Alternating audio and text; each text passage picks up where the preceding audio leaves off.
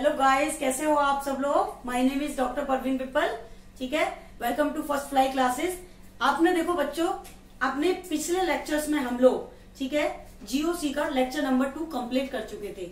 आज हम पढ़ेंगे लेक्चर नंबर 3 और बहुत इंपॉर्टेंट है। और जिसने लास्ट के 2 वीडियो लेक्चर्स नहीं देखे हैं वो सबसे पहले वो वाले लेक्चर्स देखें, क्योंकि 3 लेक्चर्स आपको जब ही समझ में आएगा जब आपने पिछले 2 लेक्चर्स देखे होंगे, क्योंकि यहाँ पे एवरी पिछले टॉपिक से आगे का टॉपिक कनेक्टेड है। तो आप सारे वीडियो लेक्चर एक सिस्टम से देखो, तभी आपको अच्छे से समझ में आएगा और सारे कॉन्सेप्ट क्लियर हो जाएंगे आपके। जितनी भी एरर्स हैं, जितने भी बच्चों को कॉन्सेप्ट में प्रॉब्लम आती है, रिएक्शन मैकेनिज्म में, ठीक है, जितने भी डाउट्स होते हैं वो सारे डाउट्स आपके क्लियर हो जाएंगे। और इफ इन केस अगर वो डाउट्स आपके क्लियर नहीं हो रहे तो हमारे लाइव बैच भी चल रहे हैं, ठीक है, आप वो ज्वाइन कर सकते हैं। हमारे 12th के बैच भी चल रहे हैं, नीट का भी बैच चल रहा है, एंट्रेंस एग्जाम का, आईआईटी का भी बैच चल रहा है राइट नाउ। आप ज्वाइन कर सकते हैं क्रैश कोर्स के लिए भी। जैसे हमने एक सिस्टम और शुरू किया है अपने यहाँ पे कि कई बार बच्चे चैप्टर वाइज पढ़ना चाहते हैं, तो ठीक है ना, आप चैप्टर्स भी हमारे यहाँ पे पढ़ सकते हो। कि आपको मान लो 2 चैप्टर्स में प्रॉब्लम है और बच्चे फाइनेंशियल पैसे की वजह से ठीक है सारा कोर्स कंप्लीट नहीं पढ़ पाते हैं, तो उसके लिए हमने शुरू कर रखा है हमारे लाइव बैच को ज्वाइन करो। ठीक है, चैप्टर वाइज भी आप अपने टॉपिक क्लियर कर सकते हो। सपोज दैट किसी ने 11th की 12th का बच्चा है और वो आ गया 11th में, उसने पढ़ाई नहीं ट्यूशन, ठीक है, और ऑर्गेनिक केमिस्ट्री स्टार्ट की उसने, तो प्रॉब्लम आएगी, क्योंकि 11th की हाइड्रोकार्बन और some basic of organic chemistry के जो कॉन्सेप्ट हैं वो अगर क्लियर नहीं है तो उसे 12th का समझ में नहीं आएगा। लेकिन हम फिर भी समझा देते हैं, क्लियर कर देते हैं, लेकिन आपको फिर एंट्रेंस की प्रिपरेशन करनी होगी तो प्रॉब्लम होगी। तो वो 2 चैप्टर्स भी आप अलग से लाइव क्लास लेके पढ़ सकते हैं।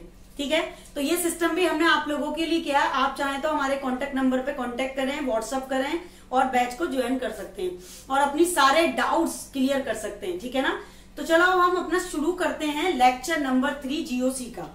ठीक है, जनरल ऑर्गेनिक केमिस्ट्री का हम, ठीक है, आपके 2 लेक्चर्स कंप्लीट कर चुके हैं। आज हमारा 3 लेक्चर है ये। ठीक है, अब हम 3 लेक्चर्स में क्या पढ़ेंगे एक बार मैं रिवाइज कर देती हूँ। लास्ट लेक्चर में मैंने एल्केन्स के टाइप्स आपको पढ़ाए थे, रूट नेम्स पढ़ाए थे, एल्केन से एल्काइल कैसे कन्वर्ट करते हैं वो पढ़ाया था, आइसो एल्केन, न्यू एल्केन, ये सब क्या होता है वो पढ़ाया था। आज हम पढ़ेंगे टेट्रावैलेंट ऑफ कार्बन। ठीक है, कि टेट्रावैलेंट इज 4, कार्बन की वैलेंसी 4 ही क्यों होती है। ठीक है, कई बार बच्चों का क्वेश्चन भी होता है, डाउट भी रहता है कि 4 ही कार्बन की वैलेंसी क्यों है, 5 क्यों नहीं हो सकती। तो आज उसी कॉन्सेप्ट को हम क्लियर करेंगे कि टेट्रावैलेंट इज 4 क्यों है। तो देखो बच्चों, इसे दिया था ली वेल एंड वॉन्टाफ साइंटिस्ट ने, ली वेल, ठीक है, एंड वॉन्टाफ साइंटिस्ट ने, ठीक है, इसको बताया था, डिस्कवर किया था कि कार्बन की वैलेंसी 4 ही क्यों होती है। तो उन्होंने सबसे पहले क्या किया, सबसे पहले उन्होंने लिया कार्बन। कार्बन किस ग्रुप का एलिमेंट है, अगर आप देखते हो पीरियोडिक क्लासिफिकेशन में तो ली, बी, बैक, नॉफ, नी। ठीक है, ली, बी, बैक, नॉफ, नी के अकॉर्डिनेट हमारा कार्बन कहां पे आता है, कार्बन पी ब्लॉक का एलिमेंट है, यानी कि ग्रुप 14, मतलब कि ये 13 ग्रुप है, ये 14 है, कार्बन फैमिली जिसको बोलते हैं। ठीक है ना, इसके बाद काजो, सिलेजीन, सचिन, पैने, बहुत सारे एलिमेंट्स आ जाते हैं।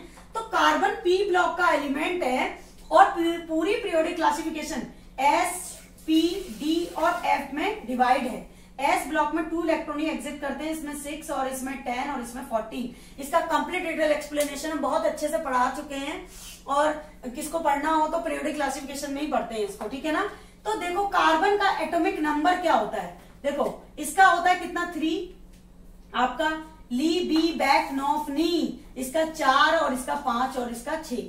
ठीक है ना, तो कार्बन का एटॉमिक नंबर कितना होता है बच्चों, 6 होता है। ठीक है, और इसका इलेक्ट्रॉनिक कॉन्फिगरेशन क्या होता है, 1s2 N2s2 N2p2। ये इलेक्ट्रॉनिक कॉन्फिगरेशन हम करते हैं अबाउ सीरीज से। N+L का रूल आपने पढ़ा होगा, जिसको आप अबाउ सीरीज बोलते हैं या N+ रूल बोलते हैं। ठीक है ना, और हुंस रूल के अकॉर्डिंग इलेक्ट्रॉन को एंटी क्लॉकवाइज और क्लॉकवाइज हम फिलिंग करते हैं, किसमें, ऑर्बिटल्स में या सब ऑर्बिटल्स में। ठीक है ना, तो देखो यहाँ पे इलेक्ट्रॉनिक कॉन्फिगरेशन आपने कर दिया अबाउ सीरीज के अकॉर्डिनेट, N+N रूल यहाँ पे लगा दिया। जिसको ये रूल पढ़ना है वो आप केमिकल बॉन्डिंग में स्ट्रक्चर ऑफ एटम में पढ़ते हो इसको। ठीक है ना। तो ऑर्गेनिक में भी आपके लिए इसका कोई रूल नहीं है कि आपको यहाँ पे पूछा जाएगा N+L रूल क्या होता है, उन्स रूल क्या होता है, इतना काफी है समझने के लिए।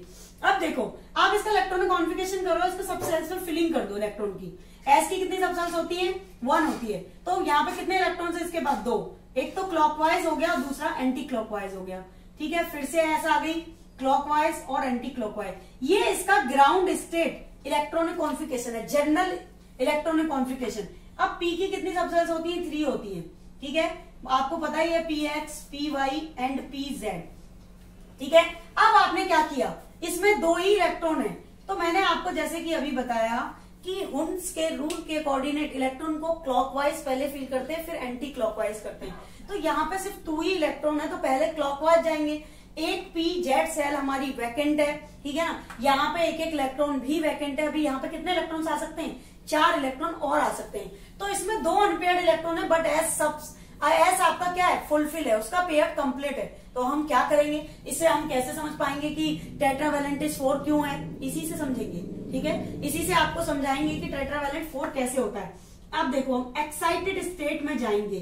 ठीक है, अगर आपको किसी चीज के लिए एक्साइटेड कर दिया जाए कि आपको ये काम करना ही करना है, आप तो उसे 4 गुना स्पीड से आप करते हो। ठीक है, एक्साइटेड का मतलब समझते हो ना, एक्साइटमेंट। जैसे बच्चों से कह दिया जाए गर्मी के टाइम पे कि आज हम वाटर पार्क घूमने जाएंगे, बच्चों का एक्साइटमेंट 4 गुना बढ़ जाता है। ठीक है, ऐसे ही जब आप इलेक्ट्रॉन को एक्साइटेड स्टेट में लेके आते हो तो उसको एक्स्ट्रा एनर्जी प्रोवाइड करते हो। तो यहां से ये इलेक्ट्रॉन, ठीक है, एक्साइटेड स्टेट में यहां से तो नहीं कर सकते क्योंकि इसका डिस्टेंट ऑर्बिटल के बीच में बहुत ज्यादा हो गया, एनर्जी भी बहुत ज्यादा चाहिए। इतनी एनर्जी कहां से लाएंगे। जैसे मान लो सपोज दैट आप चेयर वाला गेम खेल रहे हो, तो बीच में एक चेयर खाली है और फिर वहां पे कोई बैठा है, तो आप और एक 3rd नंबर पे बैठा है कोई, तो 3rd नंबर वाले को उसमें जाने में बहुत प्रॉब्लम होगी, तो जो 2nd नंबर वाला वो इजीली वहां शिफ्ट हो जाएगा। तो वही वाला है, ये इलेक्ट्रॉन हम एक्साइटेड स्टेट में यहां शिफ्ट कर देंगे। तो देखो जरा इसका इलेक्ट्रॉनिक कॉन्फ़िगरेशन कैसे बनेगा। ये तो ऐसे ही रहेगा कंप्लीट, इसका पेयर कोई नहीं ब्रेक करेगा। ठीक है, अब यहां से एक इलेक्ट्रॉन इधर शिफ्ट हो गया, तो यहाँ पे कितने अनपेयर्ड इलेक्ट्रॉन हो गए। जो PZ वैकेंट था वहां पे भी अनपेयर्ड एक इलेक्ट्रॉन हो गया, और यहाँ 4 अनपेयर्ड इलेक्ट्रॉन हो गए आपके, यानी कि 4 अनपेयर्ड इलेक्ट्रॉन है। ऐसे 4 इलेक्ट्रॉन यहाँ पे हमें दिख रहे हैं जिनका पेयर्ड के लिए 4 इलेक्ट्रॉन और आ सकते हैं। ठीक है, तो यहां से उन्होंने प्रूफ किया कि टेट्रावैलेंट 4, कार्बन की वैलेंसी 4 होती है जिसको हम हाइड्रोजन से फुलफिल करते हैं, और वो अनपेयर्ड इलेक्ट्रॉन्स के लिए होती है। ठीक है, और जब आप हाइब्रिडाइजेशन निकालते हो तो कभी भी पाई बॉन्ड काउंट नहीं करते, हमेशा किसके लिए निकालते हो, सिग्मा बॉन्ड के लिए ही कैलकुलेट करते हो। तो इससे उन्होंने प्रूफ किया कि tetravalent 4 because unpaired electron of carbon outermost valence है। ठीक है, और पी के कितने सेल्स होते हैं, 3 और इसका 1। तो देखो मैंने आपको एक ट्रिक्स बताई थी कि पहला एस में जाता है हाइब्रिडाइजेशन करने के लिए, क्योंकि हाइब्रिडाइजेशन में बोथ ऑर्बिटल सेल की एनर्जी सेम होनी चाहिए, इसको हम केमिकल बॉन्डिंग में पढ़ते हैं। और यहाँ पे भी अनपेयर्ड है तो दोनों की एनर्जी सेम है। भाई देखो ये तो इसकी PX, PY, Z उसकी सबसेल्स हैं, वो तो सबसेल्स फिक्स हैं, लेकिन है तो दोनों एक ही कैटेगरी के, इसके भी पेयर्ड नहीं है और इसके भी पेयर्ड कंप्लीट नहीं है, दोनों एक ही कैटेगरी के, एक जैसी एनर्जी है दोनों की। ठीक है, अब यहाँ पे कितने कितने हो गए, यहाँ पे P3 हो गए। तो देखो आप क्या कर सकते हो, हाइब्रिडाइजेशन क्या हो गया, sp3। ठीक है, तो ये बहुत इंपॉर्टेंट क्वेश्चन है कि पूछा जाता है आपसे, मीथेन का हाइब्रिडाइजेशन क्या होता है, sp3, एल्केन का हाइब्रिडाइजेशन sp3, और इसका जो एंगल होता है वो क्या होता है, टेट्राहेड्रल इसका स्ट्रक्चर होता है। ठीक है, जो आप पढ़ते हो, और इसमें एक क्वेश्चन पूछा जाता है, इसमें 9 डिग्री 28 मिनट का क्या बनता है, बॉन्ड एंगल बनता है। ठीक है, तो ये था आपका टेट्रावैलेंट ऑफ कार्बन 4, जिसे ली वैलेंट गॉन्टाफ ने डिस्कवर किया था। कार्बन की वैलेंसी इसलिए 4 होती है, और कार्बन का क्लासिफिकेशन भी कितने टाइप्स में डिवाइड है, 4 टाइप्स में डिवाइड है। ठीक है, तो अब हम पढ़ेंगे क्लासिफिकेशन ऑफ कार्बन, जो मोस्ट इंपॉर्टेंट है नीट, IIT मेंस, एडवांस के पॉइंट ऑफ व्यू से, स्टेबिलिटी के फैक्टर से, हेलो एल्केन, कार्बोकैटायन स्टेबिलिटी, ठीक है ना, हाइपर कंजुगेशन, बहुत सारे SN1 SN2 रिएक्शन का स्टेबिलिटी फैक्टर डिपेंड करता है किस पे, क्लासिफिकेशन ऑफ कार्बन। तो देखिए जानते हैं कि what is the classification of carbon. अगर क्लासिफिकेशन ऑफ कार्बन का एक सेपरेट वीडियो लेक्चर आपको पढ़ना है तो ये वीडियो लेक्चर हम ऑलरेडी अपलोड कर चुके हैं, आप सेपरेटली इसको जाके पढ़ सकते हो। ठीक है, चलिए अब देखो नेक्स्ट है हमारा topic classification of carbon. Most important topic है, इसमें भी आपको बहुत मजा आने वाला है पढ़ने में। ठीक है, ये हो गया क्लासिफिकेशन ऑफ कार्बन। अब देखो क्लासिफिकेशन ऑफ कार्बन सबसे पहला होता है 1 डिग्री, फिर होता है आपका 2 डिग्री, फिर होता है आपका 3 डिग्री और फिर होता है आपका 4 डिग्री, जिसको आप क्या बोलते हो? क्वाटरनरी कार्बन बोलते हो। क्या बोलते हो? क्वाटरनरी कार्बन बोलते हो। तो देखो first is primary carbon, okay, second is secondary carbon, okay, and tertiary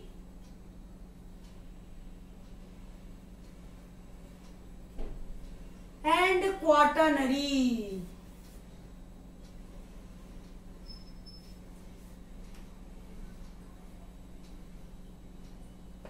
okay, तो देखो क्लासिफिकेशन ऑफ कार्बन 4 टाइप का होता है, ठीक है ना?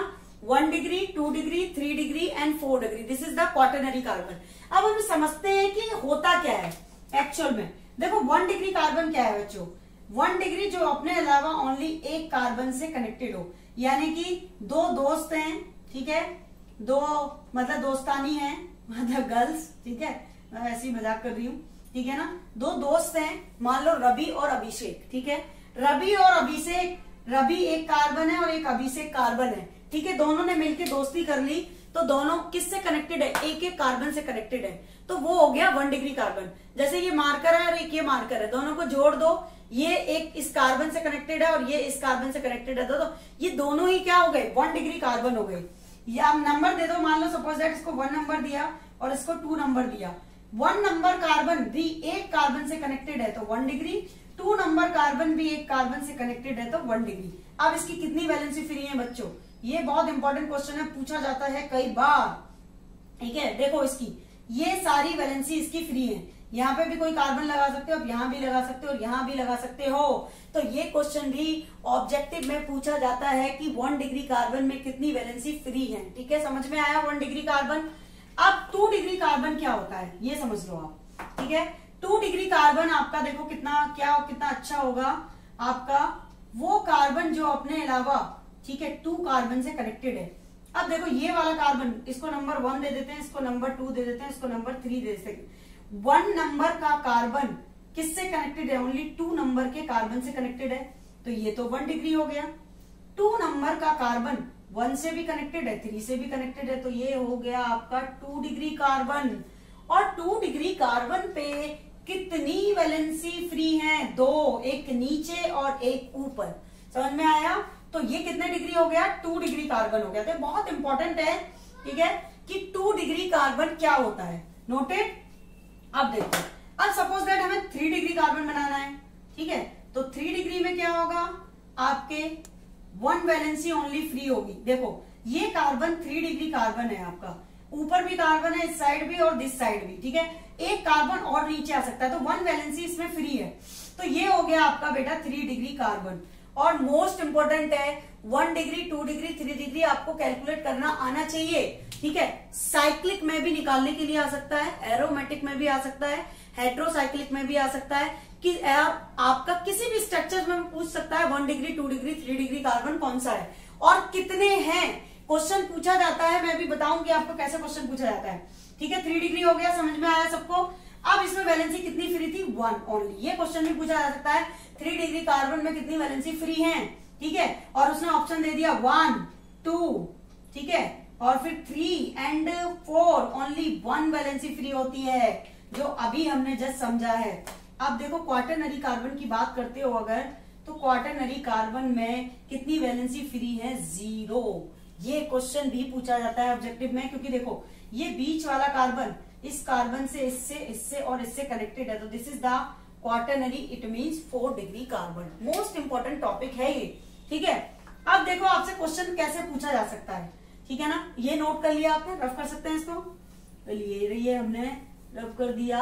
अब हम क्या करेंगे, समझेंगे क्वेश्चन को कैसे आता है, ठीक है। देखो आपने ये स्ट्रक्चर लिखा, CH3, CH3 and CH3 and CH3, एक बड़ा सा स्ट्रक्चर मैंने बना दिया है, एंड यहाँ पे भी CH3 लगा देते हैं हम, और ये हो गया CH3।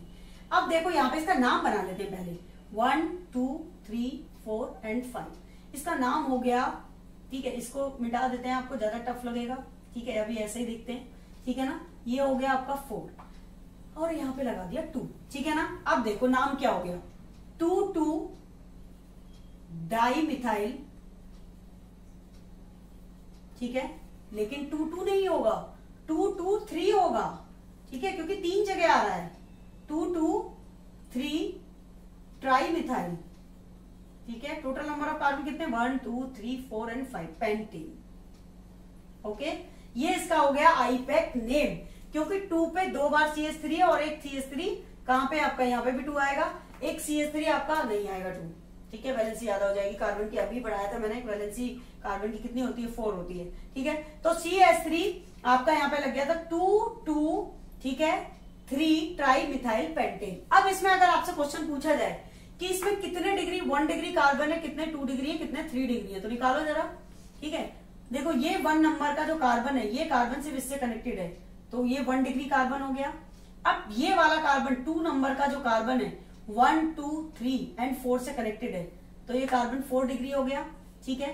इस कार्बन की बात करते हैं, ये इससे और इससे कनेक्टेड है और एक इससे कनेक्टेड है, तो ये कितना डिग्री हो गया, 3 डिग्री कार्बन हो गया, क्योंकि बेटा इससे भी, इससे और इससे कनेक्टेड है।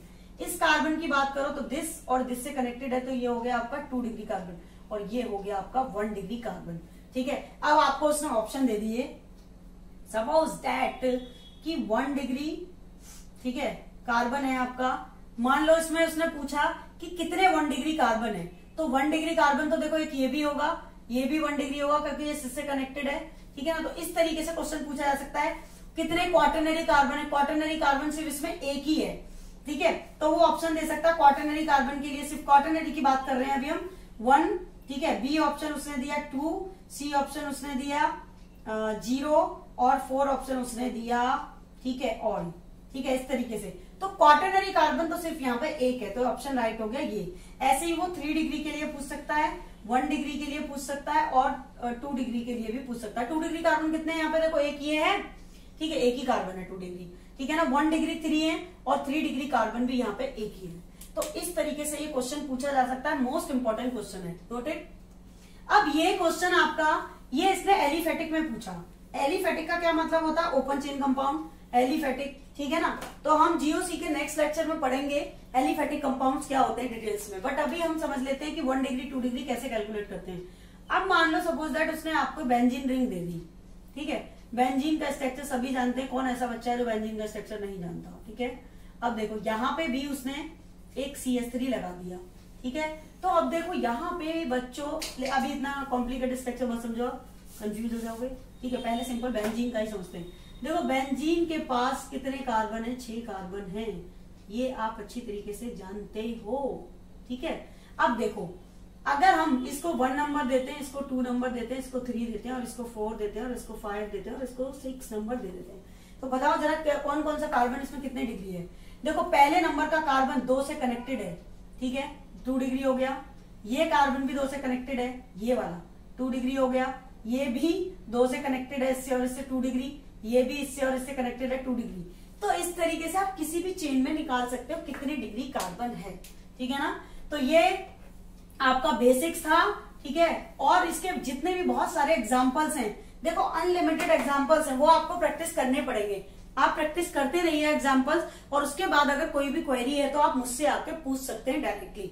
मैं आपको बताने के लिए मना नहीं करूंगी, लाइव बैच में सारे क्वेश्चंस हम डिस्कस करेंगे, नीट के क्वेश्चंस भी करेंगे किस तरीके से पूछे जाते हैं, और आईआईटी के मेंस के क्वेश्चन भी करेंगे, और फिर हम करेंगे एडवांस के क्वेश्चन, ठीक है ना। तो आपको पहले उसके लिए जीओसी के सारे लेक्चर्स पढ़ने पड़ेंगे, अपने कॉन्सेप्ट क्लियर करने पड़ेंगे। तो ठीक है, आज हमने टेट्रावैलेंट भी कंप्लीट कर लिया, क्लासिफिकेशन ऑफ कार्बन भी कंप्लीट कर लिया, ठीक है। अब हम पढ़ेंगे basic fundamental of organic chemistry. तो आप हेडिंग डाल दीजिए, come to the next heading, basic funda of organic chemistry.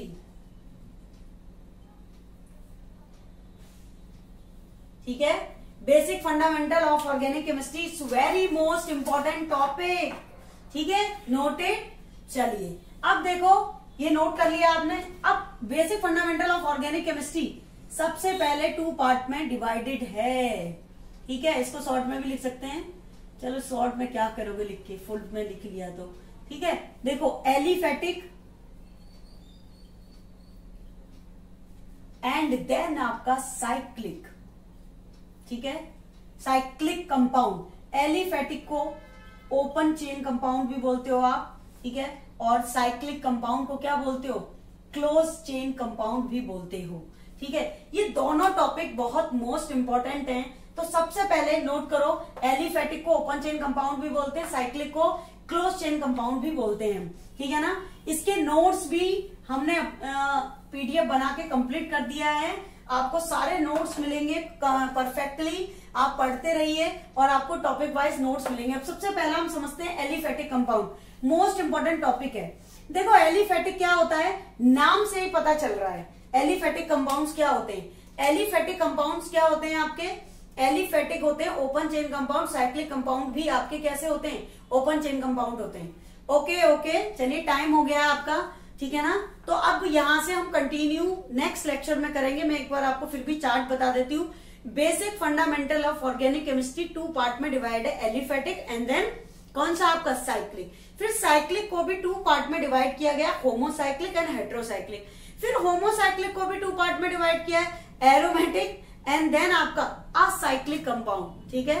फिर आपका क्या, फिर एरोमेटिक को भी 2 पार्ट में डिवाइड कर दिया है आपका, नॉन बेंजीनोइड और बेंजीनोइड, ठीक है।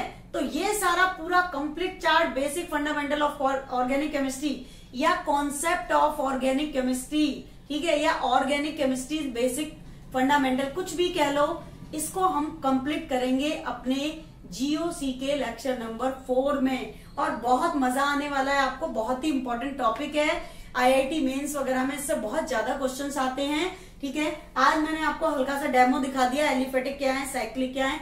कल इसका कंप्लीट चार्ट एक्सप्लेनेशन हम शुरू करेंगे और एक एक टॉपिक को डिटेल्स में पढ़ेंगे, ठीक है।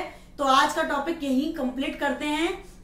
नेक्स्ट वीडियो लेक्चर्स में हम अपना आगे का टॉपिक कंप्लीट करेंगे, लेकिन उससे पहले आपको एक काम करना है, पिछले वीडियो लेक्चर सारे देखने हैं।